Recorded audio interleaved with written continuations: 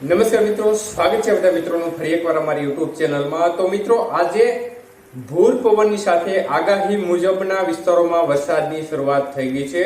આપણે સવારે આગાહીમાં જણાવ્યું હતું તે પ્રમાણે ગીર સોમનાથ જિલ્લાના ભાગોમાં વરસાદની ગતિવિધિની શરૂઆત જોવા મળી રહી છે। મારી સ્ક્રીન પાછળ જે દ્રશ્યો છે તે ગીર સોમનાથના વેલાકોટ ગામના છે, જ્યાં પણ વરસાદની શરૂઆત જોવા મળી રહી છે। તો સાથે સાથે દક્ષિણ ગુજરાતના ભાગોમાં પણ આજે શક્યતાઓ આપણે વ્યક્ત કરી હતી। તો દક્ષિણ ગુજરાતના વાપી શહેરના દ્રશ્યો પણ તમે જોઈ શકો છો, ત્યાં પણ વરસાદની શરૂઆત જોવા મળી રહી છે। તો વાપી શહેરમાં ધોધમાર વરસાદના સમાચાર સામે આવી રહ્યા છે।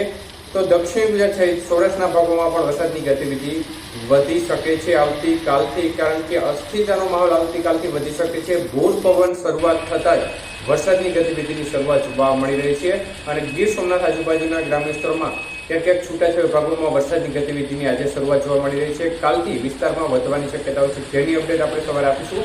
અને દક્ષિણ ગુજરાતના ભાગોમાં પણ આજે છૂટી છવાઈ વરસાદની ગતિવિધિની શરૂઆત જોવા